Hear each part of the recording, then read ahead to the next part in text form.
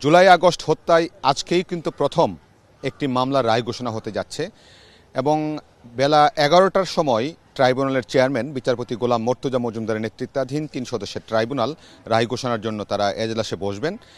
ইতিমধ্যেই বিচারকরা এসে উপস্থিত হয়েছেন এবং সকাল ৯টার পরপরই কিন্তু এই মামলায় যে একমাত্র গ্রেফতারকৃত আসামি সাবেক আইজিপি চৌধুরী আবদুল্লাহ আল মামুনকে ট্রাইব্যুনালে আনা হয়েছে। অপর দুই আসামি সাবেক প্রধানমন্ত্রী শেখ হাসিনা এবং সাবেক স্বরাষ্ট্রমন্ত্রী আসাদুজ্জামান খান কামাল তারা কিন্তু পলাতক আছেন এবং তাদের অনুপস্থিতিতে কিন্তু এই বিচার প্রক্রিয়া পুরোপুরি শেষ হয় এবং তাদের পক্ষে কিন্তু রাষ্ট্রনিযুক্ত আইনজীবীও ছিলেন, তিনি তাদের পক্ষে কিন্তু যুক্তিতর্ক উপস্থাপন করেছেন, শুনানি করেছেন এবং তিনিও কিন্তু তার সাধ্যমতো চেষ্টা করেছেন আসামিরা যাতে খালাস পান সেদিকে তিনি চেষ্টা করেছেন এমনটাই বলেছেন এবং তিনি প্রত্যাশা করছেন তাদের আসামিরা খালাস পাবে।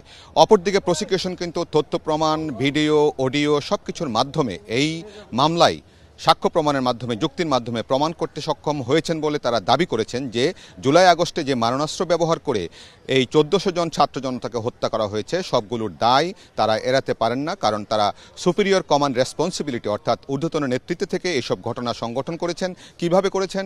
তারা উস্কানি দিয়েছেন, তারা সহযোগিতা করেছেন, তারা নির্দেশ দিয়েছেন লেথাল উইপেন ব্যবহার করে যেন ছাত্র জনতাকে প্রতিহত করা হয়। তারই প্রেক্ষিতে কিন্তু হেলিকপ্টার, ড্রোন ব্যবহার করে গুলি করে এই ছাত্র জনতাকে হত্যা করা হয়। একই সাথে আরও ৩টি অর্থাৎ ৫টি কিন্তু সুনির্দিষ্ট অভিযোগ আনা হয়। অপর 3টি অভিযোগ হচ্ছে রংপুরে প্রথম যে শহীদ হয়েছিলেন বেগম রোকেয়া বিশ্ববিদ্যালয়ের শিক্ষার্থী শহীদ আবু সাইদ, তারপর হচ্ছে চানখারপুলে ৬ জনকে হত্যা ৫ই আগস্টে ঘটনা ঘটেছিল ২০২৪ সালে। একই দিনে আপনার সাভারের আশুলিয়ায় ৬ জনকে হত্যার পর কি বিভৎসভাবে লাশগুলিকে পুড়িয়ে দেওয়া হয়েছিল। দেশবাসী এবং বিশ্ববাসী কিন্তু সেই চিত্র প্রত্যক্ষ করেছেন এবং এই 5টি অভিযোগে তাদের বিরুদ্ধে অভিযোগ গঠন করা হয়েছিল এবং সেই সব অভিযোগের বিপরীতে সাক্ষ্য প্রমাণ এবং যুক্তিতর্ক উপস্থাপন করেছে রাষ্ট্রপক্ষ এবং তারা সর্বোচ্চ শাস্তি দাবি করেছেন। এখন আজকে ১১টার পর যখন বিচারপতিরা রায় ঘোষণা করবেন তখনই বোঝা যাবে যে আসলে এই দুজনের সর্বোচ্চ শাস্তি হচ্ছে নাকি অন্য কোনো শাস্তি হচ্ছে বা খালাস পাচ্ছেন কিনা। তবে এই মামলায় একমাত্র যে গ্রেফতারকৃত আসামি চৌধুরী আবদুল্লাহ আল মামুন, তিনি কিন্তু রাজসাক্ষী হিসেবে সাক্ষ্য দিয়েছেন এবং তিনি তার দোষ স্বীকার করে দেশবাসীর কাছে এবং ট্রাইব্যুনালের কাছে ক্ষমা চেয়েছেন। এখন তিনি এই মামলায় ক্ষমা পান কিনা সেটা ট্রাইব্যুনালের রায়ে নির্ধারিত হবে। তবে প্রসিকিউশন কিন্তু তার বিরুদ্ধে কোনো সাজা হোক সেটা কিন্তু তারা চাননি।